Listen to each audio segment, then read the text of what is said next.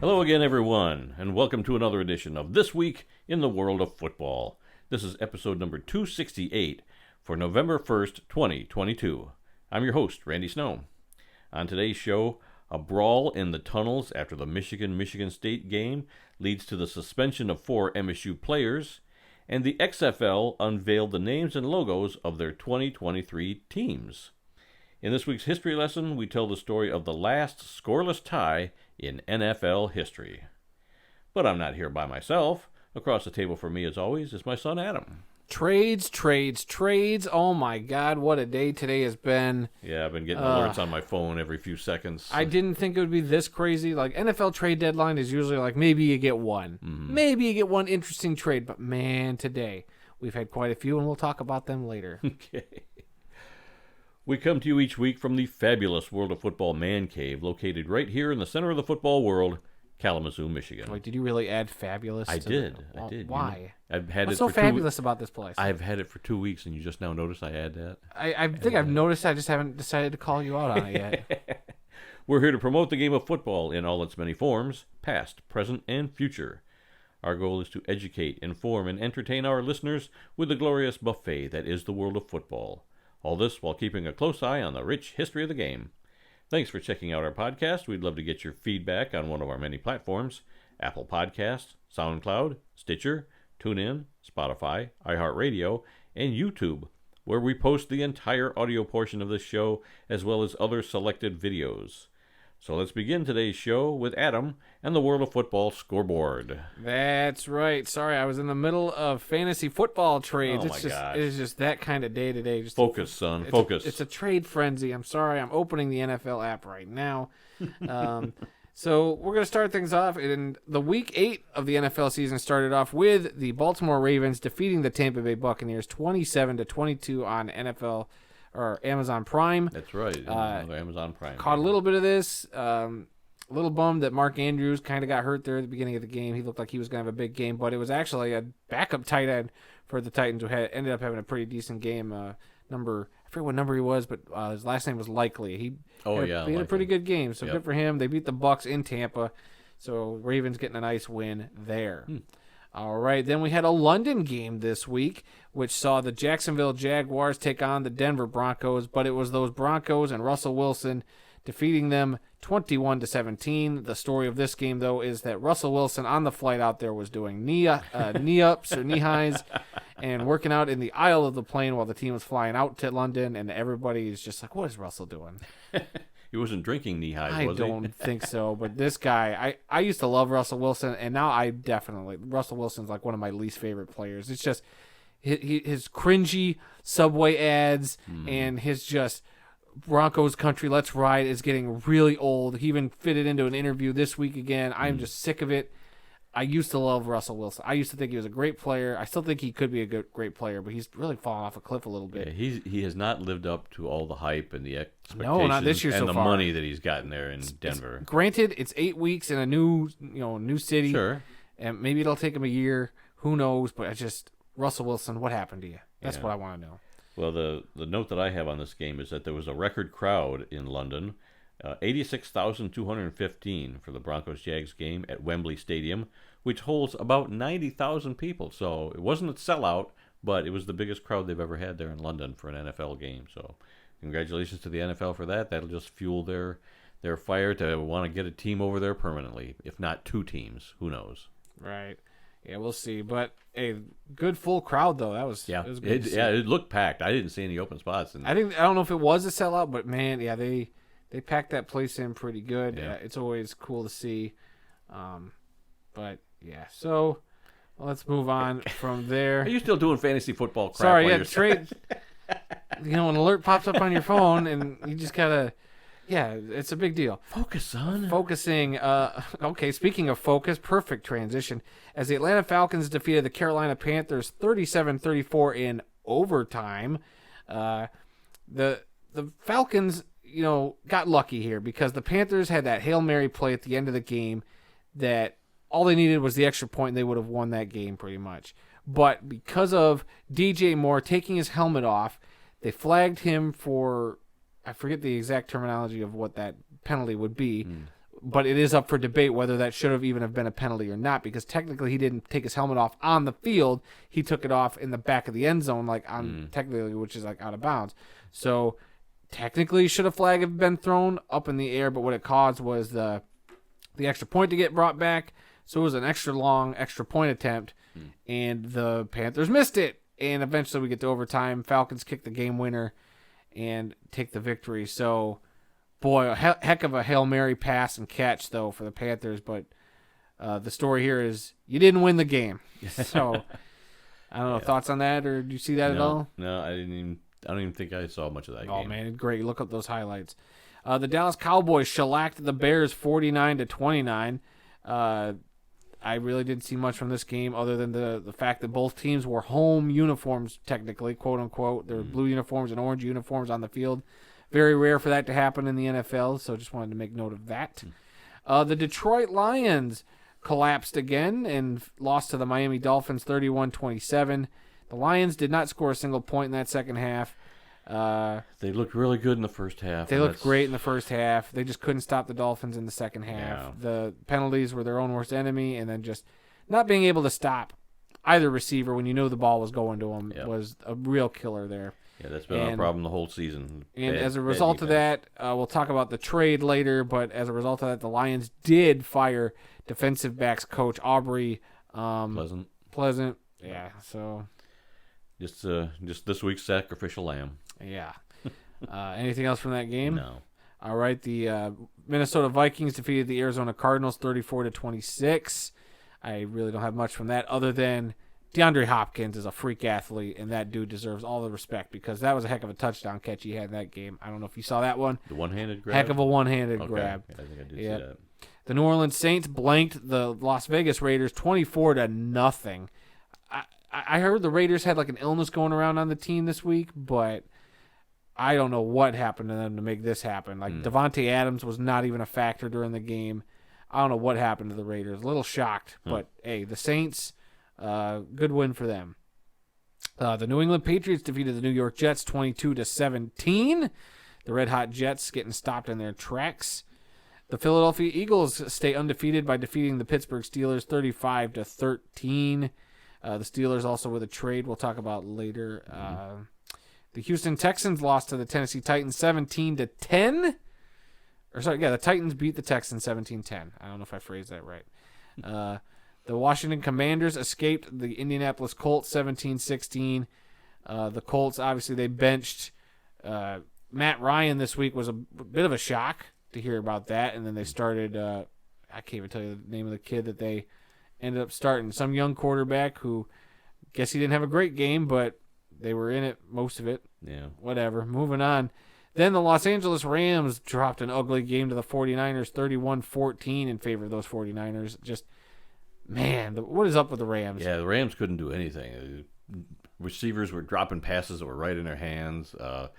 Stafford didn't have a lot of protection. He was getting sacked all the time. Yeah, they did not play well at all, and San Francisco just could not do anything wrong that game. Wow. Was that it for the scores? Nope, we still have a couple of games left. The New York Giants lost to the Seattle Seahawks 27-13 out there in Seattle. And then on Sunday night, the Buffalo Bills defeated the Green Bay Packers 27-17 to knock the Packers down to 3-5, which is great. Yeah, that was a very satisfying win by the Bills for me, personally. And then last night on Monday Night Football, I saw the Cleveland Browns get a win over the Bengals 32-13, and that'll do it for the NFL scores. Any notes from that? Yeah, one note I had left, Bill Belichick, with that win by New England, is now alone in second place for the all-time NFL wins, passing George Halas. He now has 235, Belichick does, and he's still chasing Don Shula, who's number one on the list with 347 wins. So that's all the notes I had from the NFL games. Okay. And with that, we're going to move on to the CFL scores. It was week 21, the end of the regular season. I can't believe it. We made it to the end of the regular season of the CFL for this year. And 21 weeks is a long season, but it doesn't seem like it's been that long. It doesn't seem like it, and it bums me out that we're here. Yeah. But it's also exciting because we have CFL playoffs, which are usually exciting. And you're going to see some games in the snow up there. Haven't seen any snow yet. No. It might have been a little bit, but they got it off the field, and you couldn't see it on TV. But Yeah, you're going to see some snow on the field now. Yeah. So the programming note I have here in our rundown says none of these games had any impact on the standings or playoff matchups, as those were all determined after last week. So I guess whoever came up with the script is half assing it this week. It was the last week. The games didn't mean anything. Half the games they were shuffling quarterbacks in back and forth, a lot of backup players. I couldn't keep track of it, so I only really got a lot of details on this first game, and the other three I just give the scores. All right. Well, last week didn't matter. The Blue Bombers of Winnipeg defeated the British Columbia Lions 24-9. Winnipeg set a new franchise record with that 15th win of the season. Blue Bombers quarterback Zach Collaros only played the first quarter, completing just 4 passes, but 2 of them were for touchdowns. So he left after the first quarter, and they were up 14-0. That's enough for him. Then backup quarterback Dakota Prukup took over. He completed only 4 passes, but for 110 yards and no touchdowns. Winnipeg running back Brady Oliveira ran the ball 9 times for 72 yards, surpassing the 1,000-yard rushing mark on the season. The game also saw the return of British Columbia quarterback Nathan Rourke, one of our favorite players. Yep. From a foot injury he suffered back in August. Rourke completed 7 passes for 68 yards in his limited action. I just look forward to seeing him in the playoffs. Yeah, we'll see how he does in the playoffs. Yep, and then your other CFL scores, it's weird flying through the CFL scores. Montreal, the Alouettes defeated the Toronto Argonauts 38-33. Meant nothing. The Hamilton Tiger Cats defeated the Ottawa Red Blacks 23-16. Meant nothing. And then the Calgary Stampeders defeated the Saskatchewan Roughriders 36-10. Meant absolutely nothing. And then on bye for the final week of the season, which has got to be extra bitter, the Edmonton Elks. Yeah. Like your season's already over last week, and then the last week of the season, you just get to sit out. Yeah, so. They had a rough season, so maybe it was good for them to start packing up their stuff a little early and head for home, wherever that is. So your final CFL standings for the year, I'm going to get a little teary-eyed just reading this. Or yawny, whatever. In the East, the Toronto Argonauts will be the number 1 seed in the playoffs with an 11-7 record, followed by the number 2 seeded Montreal Alouettes at 9-9, and the number 3 seed Hamilton Tiger Cats at 8-10, and then of course the Ottawa Red Blacks eliminated with a 4-14 record.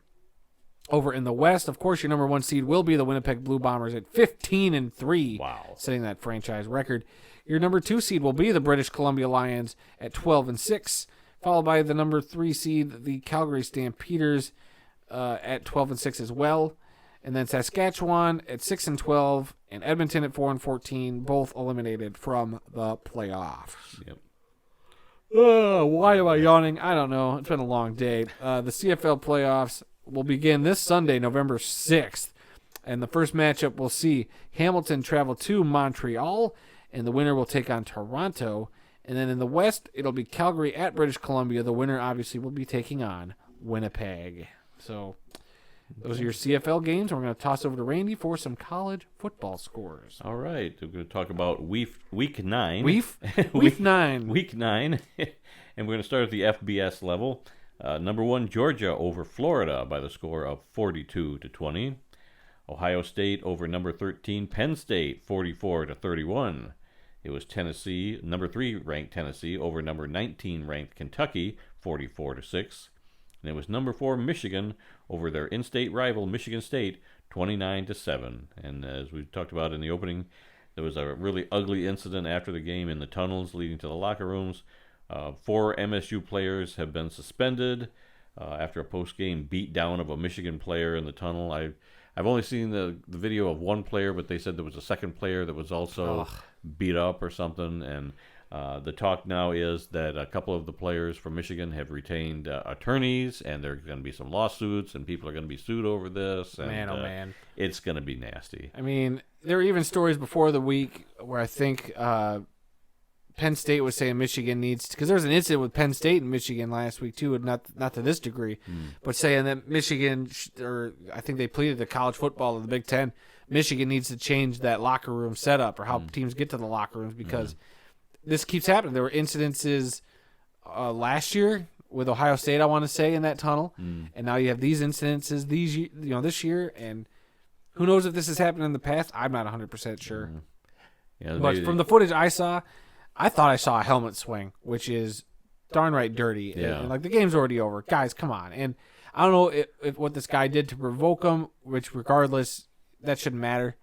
These state players should, there was no reason to Sure, absolutely. do what they did. Like, a little pushing and shoving is one thing, but to literally kick a guy when he's down, being like, punched and kicked, and just several guys uncalled for. And he was the only Michigan player. It was like a sea of white. All the state players, you only saw the one Michigan player getting attacked by all these Michigan State players. So I don't know where the rest of the team was. Why was he lagging behind?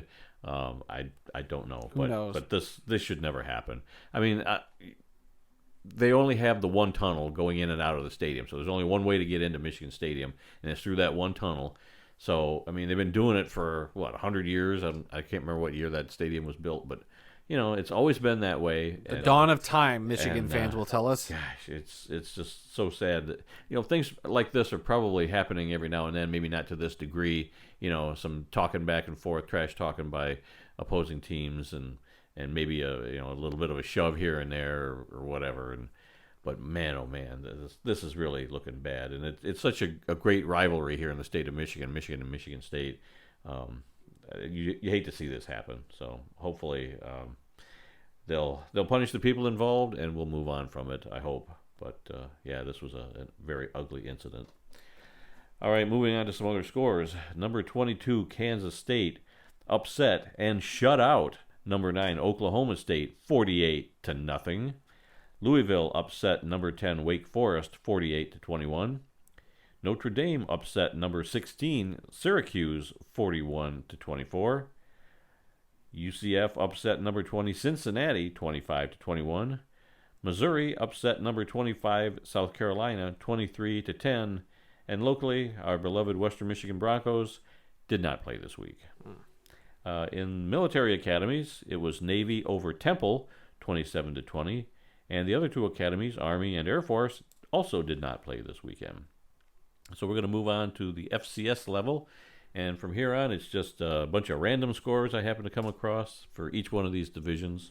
We're going to start, like I said, with the FCS level. It was Holy Cross over Fordham, 53-52 in overtime. It was William and Mary over Rhode Island, 31-30. And University of Northern Iowa over Southern Illinois, 37-36. See what I did there? All those scores were 1 point off. Okay, now here's a little pattern for Division II. See if you can figure out what I did here. In Division II, it was Notre Dame of Ohio over Fairmont State, 30-6. It was Gannon over Indiana of Pennsylvania, 43-36. And it was California of Pennsylvania over Mercyhurst, 44-20. Was it the teams playing were definitely not in the places you thought they'd be? That's exactly right. Okay. Man, you're so smart. All right, moving on to... Hold on, we got that on tape, right? All right, we can just stop this right now. I said that low enough where you couldn't hear it. Division III, Hope College over Kalamazoo College, 66-20. It was Franklin over Manchester, 24-6. And Rose Hulman over Defiance, 76-35. Moving on to the NAIA level, St. Francis of Fort Wayne, Indiana over Taylor of Indiana, 44-6. It was Graceland of Iowa over Clark of Iowa, 30-7. And Montana Western shut out Montana State Northern, 66-0. Moving on to the National Junior College Athletic Association, our beloved Snow College Badgers from Ephraim, Utah, remained at 6-2 as their game with Community Christian College of Detroit got canceled. I could not find anywhere why the game got canceled, but it was canceled. And then Snow College has a bye next week, so their next game isn't until November 12th. Let's see. Also at the junior college level, it was Pearl River over East Central of Mississippi, 23-7, and Northeastern Oklahoma A&M over Blinn, 28-19 on Sophomore Day. Now, you're probably familiar with Senior Day in most four-year schools, but since you're at a two-year college, so you have a Sophomore Day to honor your departing senior-type players. Mm-hmm. I just never heard of that before. Sophomore Day, that's pretty cool. All right, moving up to Canada, U Sports. This was the end of their regular season, and Saskatchewan defeated Calgary 24-1. I love scores that are only one digit. Manitoba over Regina, 44-30, and Alberta over the University of British Columbia, 15-12. And finally, up there in Canada, it was the Canadian Junior Football League semifinals.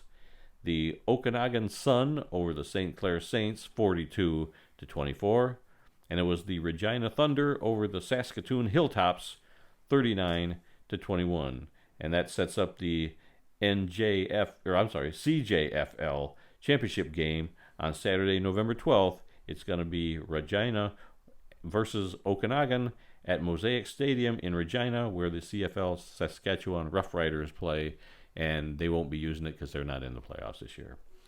And that's it for this week's World of Football scoreboard. So we're going to move on to some NFL news, and you brought this to my attention. Oh. There was a graphic that you found from Barstool Sports. Yes. 27 straight days of football being played between college and NFL games from October 27th through November 22nd. Yep, that's right. Starting with that Ravens Tampa Bay game on Thursday night, and the various college games throughout the weekend, the NFL Sunday game, Monday game, and then there's a game tonight. I believe there's a college game. I'm not sure who's playing at the top of my head. Yeah. Well, this is the time of year where usually the MAC conference has games going on. Tuesday nights, Wednesday nights. You've already got some Friday night games thrown in here and there. So, yeah, literally every day of the week. And I'm assuming that all of these games are on TV. Of course, the NFL games are on TV or some streaming service. And I'll bet a lot of these college games are going to be on ESPN2 or whatever. ESPN Plus, if nothing else. So you literally can watch a football game, either an NFL game or a college game, every stinking day through November 22nd. It's great. Yeah, then you get like that one random day before Thanksgiving. Yeah. You get like a day off, and then it's back to Thanksgiving football the next day. Yeah, exactly. Wow, that's, and even so, if you... So tell the wife and kids if they want to interact with you. The 23rd is available because there's no football on. Well, looking at that graphic that you sent, and we've reposted this on our Twitter timeline, there's like maybe one day where there's no games in the middle of the week, and then it kicks in again. So, I mean, that whole thing shows like 2 months, and there's maybe only 2, possibly 3 days where there's not a game. Right. But from the, what was it, the 27th of October through November 22nd, so almost, 27 straight days, you can find a football game to watch. It's awesome. It's great. This is a great time of the year. It's like college bowl season, except... Yeah, game just about every night of the week. Okay, so are we going to talk trades now, or you got more stuff? Trades. Go ahead. Okay, yeah. Obviously, today is the NFL trade deadline, which usually means we find out 1 or 2 little trades, and that's about it. But actually, there's been a lot of movement the last 24 hours. Activity, starting with yesterday, I believe, it was the Bears trading linebacker Roquan Smith to the Ravens. Big deal there, big linebacker. So Baltimore shoring up that defense. Then today, we had the breaking news that now we have to call him former Detroit Lion T.J. Hawkinson, a former first-round pick in 2019, is being traded to the Minnesota Vikings. A move that we don't love.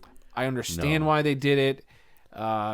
It bums me out, but I'm not too upset because his production hasn't really been there. His contract, they would have had to re-sign him this year, so his contract was up. So it's, do you pay this guy a lot of money to keep him, or do you lose him to just free agency, or do you just trade him and get something for him? And I think they went the smart route, and they just got something for him. So, well, it probably is the smart route, but I hate these business decision trades. Football's a business, Randy. I know it is. It's not all fun and games like this podcast. I don't look at it as a business. I look at it as a sport, and it's not a sport. It is a big business. It's big business. A lot of money, a lot of things you have to do that you don't want to do sometimes, and I hate that part of it. As a fan, I liked Hawkinson.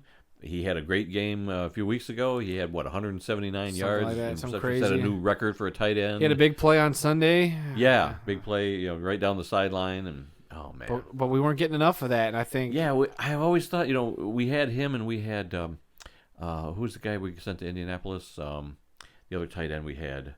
I had his name there just a minute ago. Our fan base did not like him. Yeah. Couldn't catch a ball to save his life. Ebron. Then he became a Pro. Yeah, Ebron. Eric Ebron. Yeah, he had one good season for Indianapolis, and I don't think he's with Indianapolis I think anymore. he's with. Last I checked, I thought he was with Pittsburgh. Yeah, so I mean, I was glad to see him go. He had hands of stone. But Hawkinson, I liked him so much better. So now I guess we're going to turn around and draft a tight end probably. Probably not. I think they're satisfied, or they're at least like for the production they were getting out of Hawkinson, they're going to get out of that right tight end that we've been throwing to. So we'll see what happens. Yeah, all right. I hate that side of the game. I know. It's a bummer, but I understand it, and I actually think it might have been the smart move. But that's about the only smart thing maybe Detroit's done this year. All right. The Chicago Bears are trading for the Pittsburgh Steelers wide receiver Chase Claypool. That was a big deal. That was shortly after the Hawkinson trade. Then the Steelers are then trading for Washington's cornerback William Jackson III. So a little movement by Pittsburgh. The Dolphins are trading for the Broncos pass rusher Bradley Chubb, a good pickup there. And then they also just traded for Jeff Wilson, the backup running back there out in Miami, who wore number 22. So I wonder if that means if Christian McCaffrey is going to go switch to number 22 this week after that trade. And then finally, I didn't see this till just recently, the Colts are trading away running back Nyheim Hines in exchange for running back Zach Moss and a 6th-round pick from the Buffalo Bills. So interesting move over there by Buffalo. And as of right now, that's all the trade activity. The deadline was about a half hour ago from this recording. So we'll see if maybe there was stuff that got pushed through that they're still approving at the deadline. But as of right now, those are all your big trades. I never really paid much attention to the trade deadline and all that because Detroit rarely ever trades anybody, and so maybe that's why it's hitting me so hard. I'm just shocked that they actually did something for a trade this year, and to get one of my favorite players involved in this, sending him to Minnesota, where a division rival, yeah, division now rival. we played Minnesota once earlier, so we're gonna see him this year, which is gonna be a bummer. And our backup quarterback from Hard Knocks also got sent to Minnesota, so I don't know if he's still there or not. But it's not like we're going to see him play. No, so. but at least they're together. So maybe if they need some mop up work, they'll send him and Hawkinson in, and they can. Yeah, okay. They're not. If they need mop up work, they're not sending in him. All right, let's move on from there. In XFL news, the 8 teams for the 2023 season have been announced. In my opinion, there are 5 returning teams, which are the Arlington Renegades, which were the Dallas Renegades, but now they're calling them Arlington. The DC Defenders, the Houston Roughnecks, the Seattle Sea Dragons, before they were called, I guess, just the Dragons. Now they're the Sea Dragons. Yeah, they were just the Dragons before they added the Sea. Right. And the St. Louis Battlehawks. And then that leaves 3 teams that, in my mind, are either a new team or a team that's been moved. So now they're going to have the Orlando Guardians, which they had the Guardians, in 2020, but it was the New York Guardians. Yep, and very upset about this. Yep. Just so you know. And they've got the Las Vegas Vipers. Las Vegas is a new city. Of course, Orlando's a new city also. And the Vipers used to be in Tampa. And then finally, a totally new team, the San Antonio Brahmas, which is a breed of bull, which you didn't even know what that was. I thought it was a mythical creature. I wasn't sure what it was. I thought it was something The Rock made up just for this, so I didn't know. No, the San Antonio Brahmas, and so gone from 2020 is the LA Wildcats. So those are your 8 teams. The logos, most of them are pretty similar, almost exactly similar. Right. And then like the San Antonio Brahmas is brand new. Let's go through and just talk about them. All right. Well, first off, let's start with what we like. Yes. Because I think there's probably more stuff we don't like. Yes. Okay, what I like is most of the teams returning to those same cities. Sure. Totally cool with that. Thank goodness. Not a whole lot of change. Yep. Also kind of glad they kept a lot of the same names. Like the St. Louis Battlehawks, very minor tweak to that logo, but hey, they got to keep the Battlehawks. That was cool. Changing the Seattle Dragons to the Sea Dragons. I actually like the name change. I know you're not as crazy about it. You got the Seahawks and the Sea Dragons. I like Sea Dragon. It just makes a little more sense, and I like the tweak they made to the logo now. It's a little more simplistic, but it is more of an S shape. And it kind of looks like, if you look at it a certain way, there is like a football in there. It's got like the laces, which is kind of cool. So they did a lot of cool little things, I think, with that. Love the Defenders' new logo. Actually, I think it's a step up from the old DC Defenders. I like that quite a bit. And then the Houston Roughnecks, I like that. Another improvement. A little more detailed. I won't say more detailed, but it looks less Houston Oilery, and I think there were a little some backlash, I think, when that Roughnecks logo came out. Didn't they get in trouble, or weren't they getting sued by somebody? Yeah, they didn't like the fact that they were using an oil derrick for the H or something like the Houston Oilers used to do or something like that. I don't know whatever came of that, but I don't know either. But hey, clearly, they made that change. Whatever, I think it's fine. Mm-hmm. And as far as the Renegades, I like that they went back. They're actually just going to call themselves Arlington instead of Dallas. Right? Yeah, it's kind of fine by me. Still playing in the same place. Still playing in the same place, but yeah, you're just losing the Dallas name. Whatever, that's fine by me. Sure. And to be honest with you, not crazy about their logo. And if we want to talk about the things we're not crazy about, unless there's something else you want to talk about that you like, go ahead. All right, definitely not crazy about the simplicity of this Arlington Renegades logo. I loved the logo for the Dallas Renegades last year. I thought it was so cool. The guy with the hat. The guy with the hat and the bandana. Yep. Up to his nose and the red eyes. It was just, I think that was one of the coolest logos. It's probably second coolest only to the New York Guardians, who are now the Orlando Guardians, and one, what did they do? Look at it. You're looking, I got my hat on. Right. Yep. I got my New York Guardians shirt on. Yep. They ruined this logo. There's elements of it, with the four parts in the back, like it's still supposed to be some sort of like gargoyle type thing, but it looks more, I don't know, like a polar bear. I don't know what the heck it's supposed to be. I hate the color scheme for this logo. Maybe the jerseys will be cool. Maybe it'll work on the helmets. I don't know. All I know is it is not the New York Guardians logo, because this was my favorite of the bunch, and I'm really upset. And so I think the Orlando Guardians will now be my most hated team in the XFL that I will actively root against, like I root against the Packers every year. So they are now my least favorite team. Okay. The Brahmas is interesting. Not crazy about that one. I don't like the logo, and I don't like the name. Yeah. They should. If you want to have a Brahma bull for your logo, call them the San Antonio Bulls. There have been some cool, the Jacksonville Bulls of the USFL many years ago. They had a great logo. I don't like the Brahmas. It's too out there. Okay, I don't mind the name. The name is unique enough to where I'm like, you know what? That is kind of cool. Like, how many times have we seen teams called, the Wildcats? Like, thank God they got rid of that from the old XFL. So the Brahmas, I think it's unique. It's different, and I'm always down with a name that can be different. There's not a whole lot of Sea Dragon team names out there either. Yeah. Battlehawks is another rare one you don't really see. Right. So I'm actually okay with the name. I thought it was unique enough. I'm like, you know what? I could get used to that. But the Brahmas is a weird logo. Right. Not super crazy about it. Don't like the logo at all. Yeah, but yeah, and I think that, and then the Vipers. I guess the Vipers is the last one I really haven't touched on. Yeah. It just looks like a car logo. It looks like I'm looking at an ad for a brand new sports car or some new electric vehicle that Elon Musk is about to unveil. But I do like the simplicity, the Vegas Vipers, the double V, the alliteration. Alliteration. Always down with the alliteration.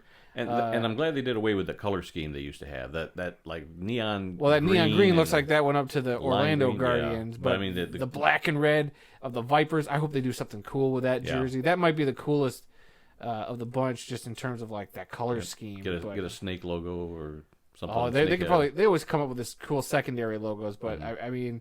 I don't know. It's just a basic V logo, but like I said, it looks like a tease for a sports car. I'm not crazy about it, but I do like the Vegas Vipers. That rolls off the tongue. I like that quite a bit. Yeah. Anything on your end? No. Because you usually have more gripes than me, Mr. Well, yeah. I mean, everything's got to be a certain way. I'm glad they brought back the Battlehawks. We knew that was going to be one of the teams. I didn't know if they were going to. I mean, you got a nice Battlehawks shirt on there. Yes. Now you're going to have to get a new one because they slightly tweaked that logo a little bit. To me, it looks the same. I didn't notice a whole lot. I didn't look at them really close, the new logos. Basically enough to say, okay, that's basically the same as what they had before. But, we had tickets to go see the St. Louis Battlehawks in 2020. Our tickets were for week 6, I think, and the league shut down after week 5 due to COVID. So, I had to get my money back. I had to cancel the hotel that I just made the hotel reservation like the day before for you, me, and Aaron to go and do that. And we were looking forward to it, but no, wasn't to be. So, yeah, the team names and the logos have been announced.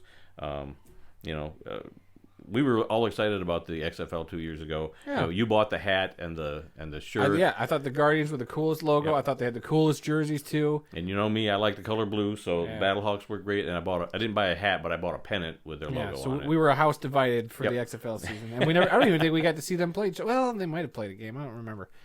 Actually, yeah, they might have played, and I think the Battlehawks beat New York. Oh, but against each other? Yeah. Oh, yeah. they might have. But sure. now I'm gonna have to figure out my allegiance for the new XFL crop. Like I said, I think I might be leaning towards the Sea Dragons.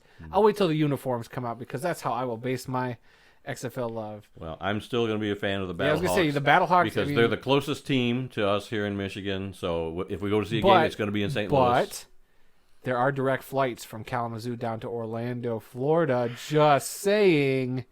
Just saying. Wow, you didn't even think about that. No, I did not. I did not think about You're that. But very yes, welcome. We just in the last couple of weeks, a new airline, a discount airline, started up flying direct flights from Kalamazoo to Orlando. And all I thought about was going to Disney World, but now There you go. go down You're for an XFL welcome. game. Of course, they only fly down on Mondays and back on Fridays, so we have to spend all week there. Yeah, you go to Disney during the week. You go to an XFL game on the weekend. Come on, what is? Or maybe we could fly down on a Friday and back on a Monday. I don't know. I have to check that out. See, we can do Harry Potter Land like I want to do, and go take in an XFL game. I'd rather drive myself. Yeah, but I'd rather get down there as fast as I can and get back as fast as I can. All right. Is that it? Let's move on to something All else. right, we're moving on.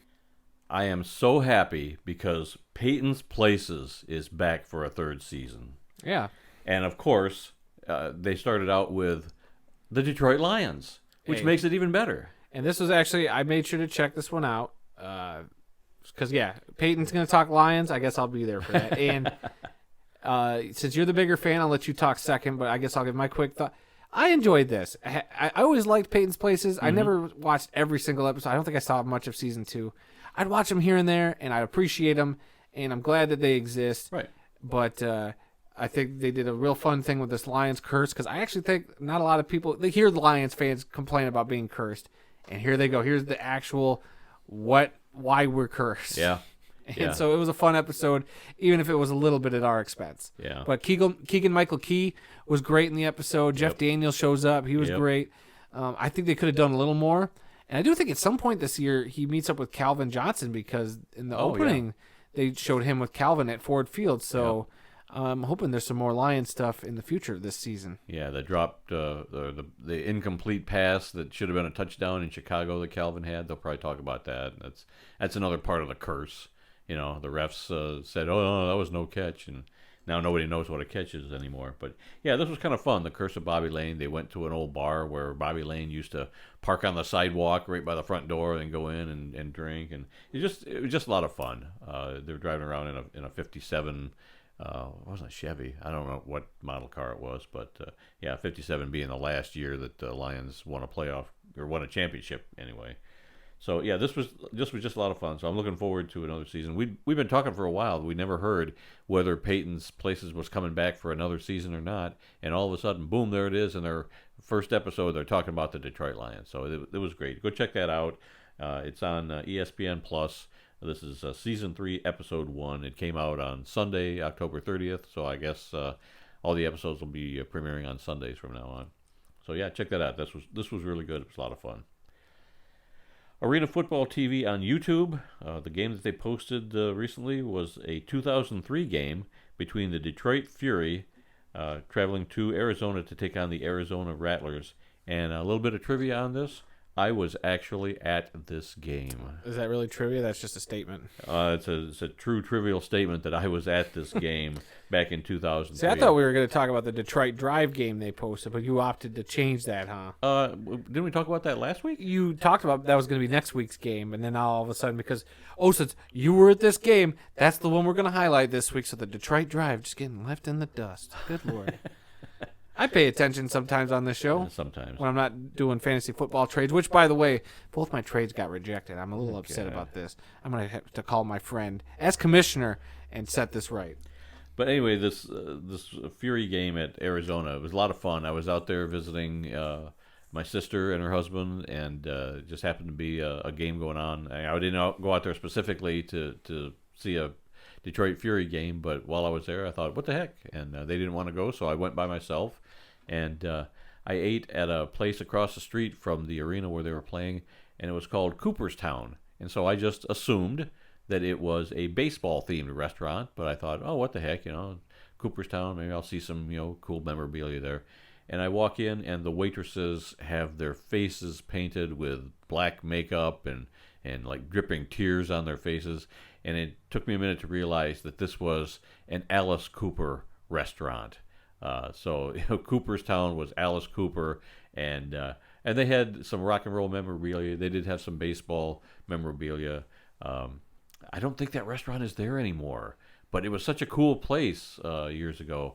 One of their things was like a big foot-long hot dog. I mean, it was just huge, massive hot dog. I don't remember if I had that or not, but that was on the menu. And then I had dinner there, and then I went across the street to the game, and it was a great game seeing the Detroit Fury out in Arizona. So just a really fun evening. So, yeah, I enjoyed myself very much that night.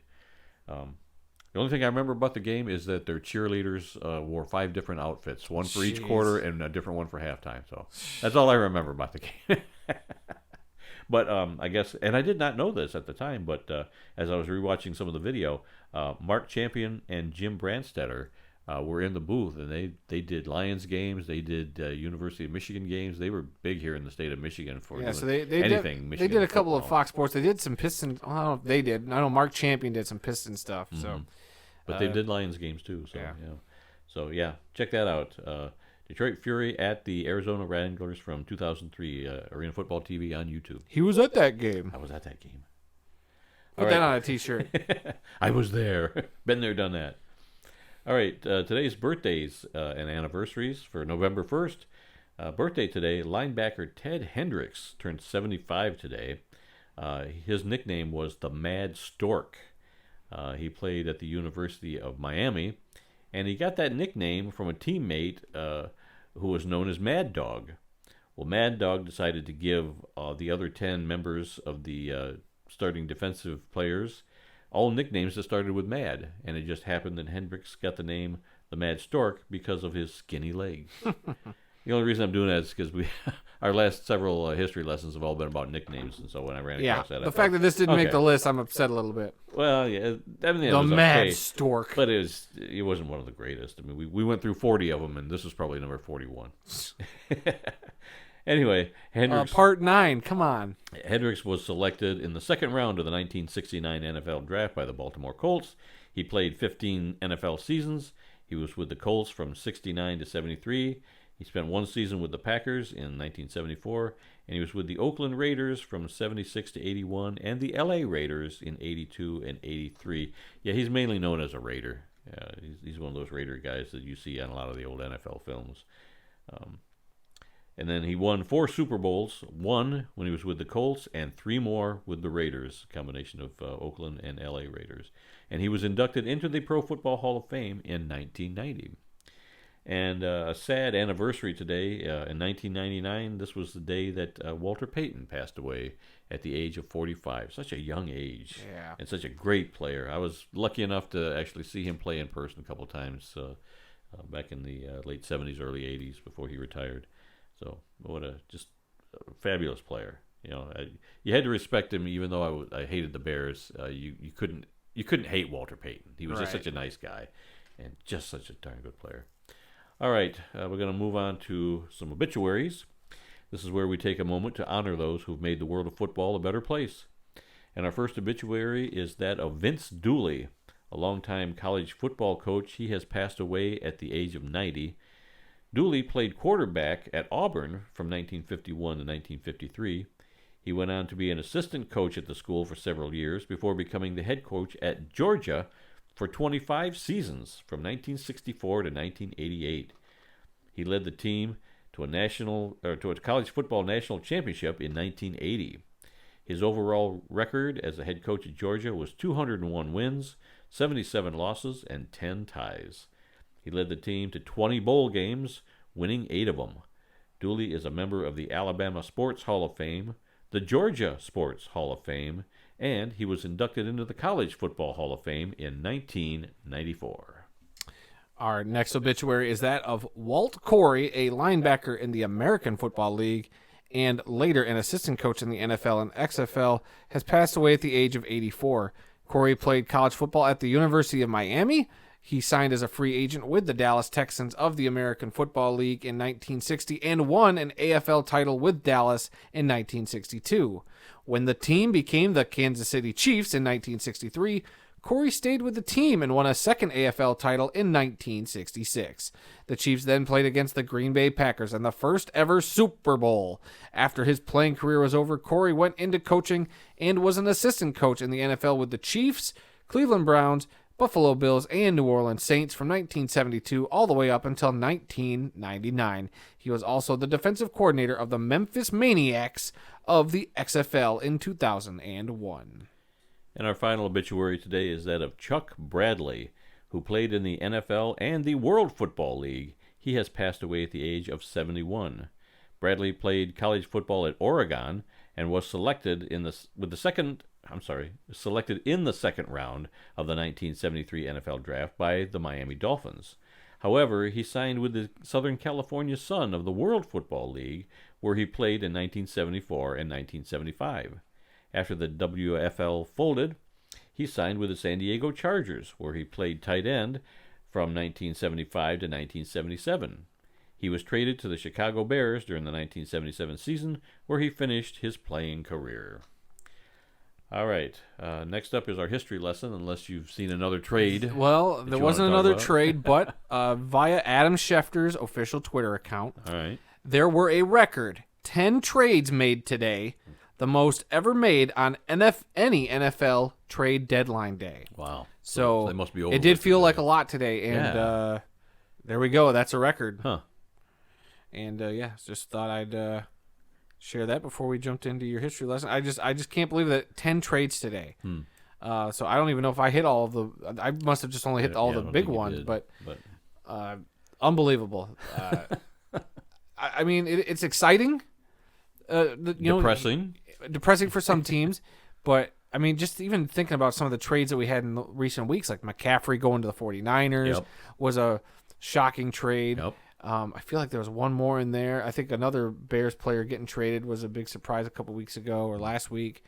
But yeah, there's been movement left and right, and it's just been pretty crazy to see. So, and then those Panthers players getting traded.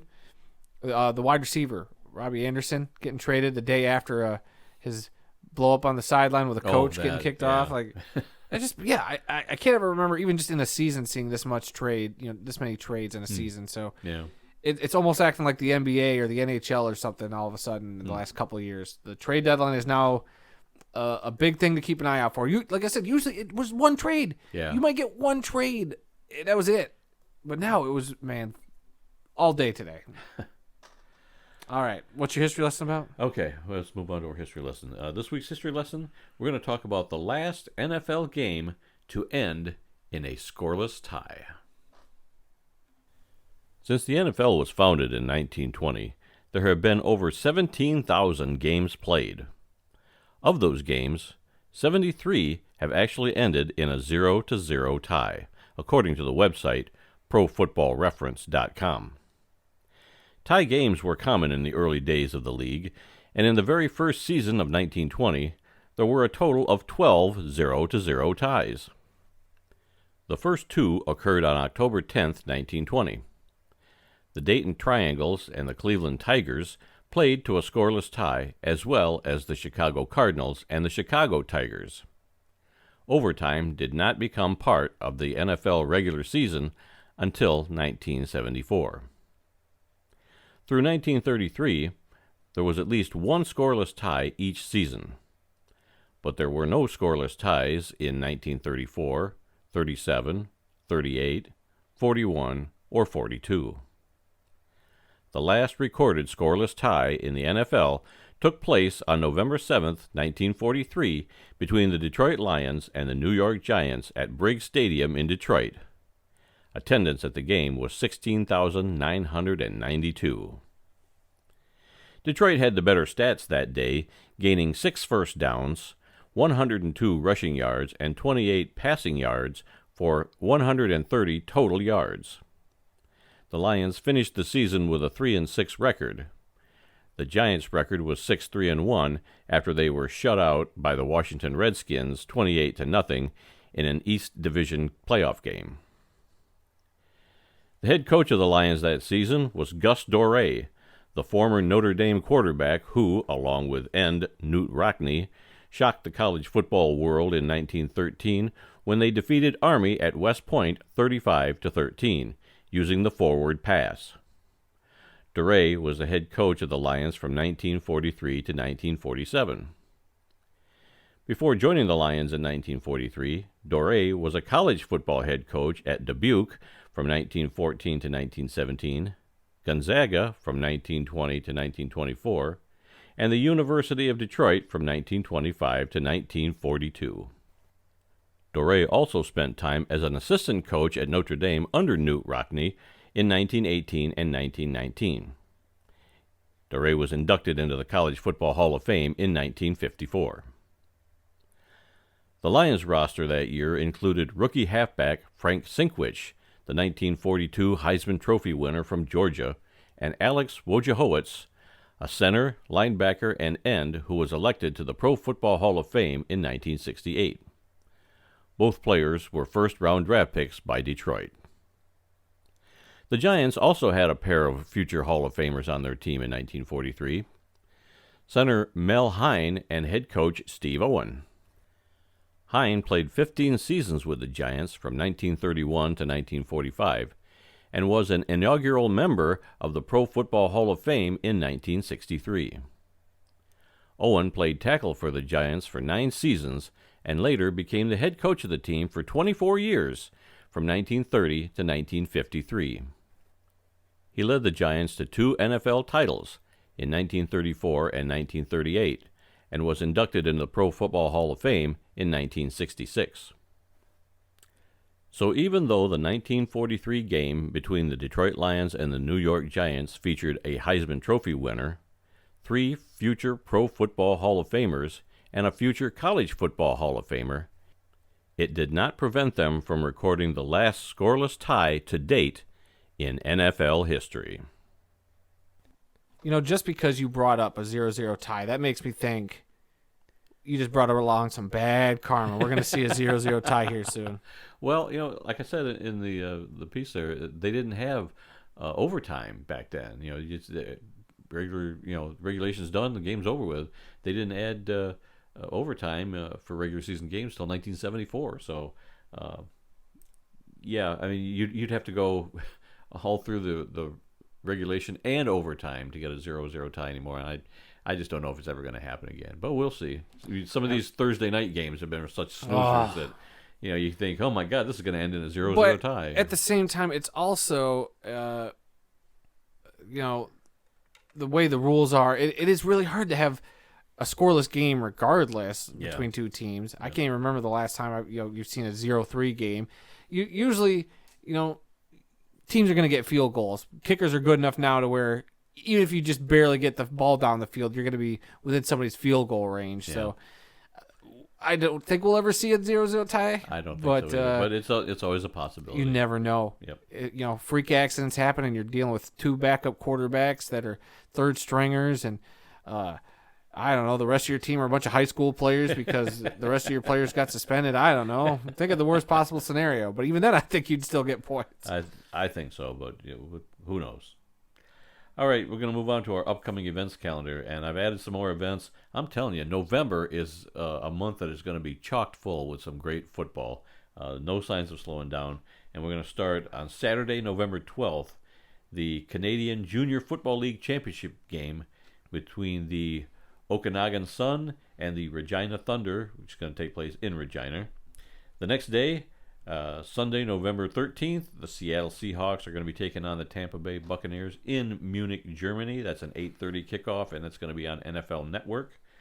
Saturday, November 19th, you've got the Harvard-Yale game, the 138th edition of the Harvard-Yale game. That same day, at the FCS level, you're going to have the 158th meeting of Lehigh and Lafayette. And then the next day, Sunday, November 20th, the 109th CFL Grey Cup Championship game from Saskatchewan. And that game will be on ESPN here in the States for you to catch that. Monday night, November 21st, the San Francisco 49ers versus the Arizona Cardinals in Mexico City. This is going to be the Monday Night Football game on ESPN. I think it's the first time I've ever done that, taking a game outside the country for Monday Night Football. But should be interesting evening. Well, they were going to do it before it got canceled. Then the Rams and Chiefs. Was that going to be a Monday night game? That was going to be a Monday night game. Right. And I believe it was. Because didn't they end up playing that on like a Tuesday? I don't recall. Maybe it was like a Sunday night and then they moved it. Yeah, I don't recall. I do remember them getting canceled because of the field was in no condition to play. But yeah, this is going to be Monday Night Football, ESPN, San Francisco 49ers and Arizona Cardinals on the 21st. And then Saturday, the 26th of November, the 57th Vanier Cup, which is the Canadian College Football Championship game. And that's going to be played in London, Ontario. Not too far from here. We should go to that game. And then finally, Saturday, December 10th, the 122nd Army-Navy game will be played. I'm not sure where that's at this year. It's been in Philadelphia for quite a while, but I'm not sure where it's going to be. Didn't we have a story this year? Because they moved it somewhere, I thought. Yeah, it's not in Philadelphia. It's someplace else around there. But I'll find that out, and I'll add that to next week's rundown. And that is everything that I had for this week, unless you've got something else that just popped up on your phone. Unless you are. Not fantasy football news. I was going to say. I don't want to hear about before you let me finish, not unless you're very into the inner drama of my fantasy football league, which I'm not. Okay, well then I guess we got nothing to talk about then. All right. Well, that's all the time we've got for this week. If you learned something during this podcast about the incredible amount of diversity that exists in the world of football, then we have done our job. Visit our website at theworldoffootball.com for news, links, upcoming events, original articles, videos, and more. Our email address is info@theworldoffootball.com. You can also like The World of Football on Facebook at TWOF Kalamazoo. You can also follow us on Twitter. The address is at TWOF Kalamazoo. New episodes of this podcast are posted on Tuesdays and are available on SoundCloud, Apple Podcasts, Stitcher, TuneIn, Spotify, iHeartRadio, and YouTube. Our YouTube channel is The World of Football Kalamazoo. So please subscribe, rate, review, give us a like, leave us a comment, and let us know what you think. And please come be a part of the football conversation. And I'd like to apologize if my mic is still echoey because we don't know what's going on. I might be buying a new microphone here. This has been making me so mad. Surfing the internet for a new microphone. Yeah, between recordings, yeah. But speaking of original articles on our website, I just posted another. Did we? I don't remember those words coming out of my mouth at all. That was in my section. But I just posted a new Gridiron Grave article today. I visited the grave of one Sam Dunlap, and it was right here in Kalamazoo. I've been all over the country, the eastern half of the country, looking at graves for many years, and I recently found out that the first African-American player to ever play at Western Michigan University is buried in the cemetery right across town, right next to the hospital where you and your two brothers were born. Your grandmother's buried in that cemetery, so we've been to that cemetery many times, and to get to your mother's grave, we drive right by Sam Dunlap's grave. I never knew it was there until recently. Went and got a picture with it, and just posted an article today, so you can check that out on our Twitter and Facebook feeds. So, what will it take to get you to do a parody song of "I've Been Everywhere, Man"? Except you singing and doing all of the different grave locations. That would be an interesting video. Every time I mention a town, I can mention. I can We'll show a just picture throw of your me at a picture. grave. But no, you have to actually sing the song. We'll figure out how to get the like free version of the music, and then we'll just have you sing over it. I'm surprised you even know that song. I've been everywhere, man. Probably from I've that been commercial everywhere. where Johnny Cash sings it. Yeah, well, that was originally. Can you do it? done Can you by do a Lynn good Johnny Anderson, I Cash think. impression? No. Oh boy, I want this now. This is the It'd thing I probably want come the out most. sounding like John Wayne instead. This is the thing I want the most is Randy doing this song, and we will make it happen. I will make this happen. I'm actually I want this real bad. That's my Christmas present. Oh, okay.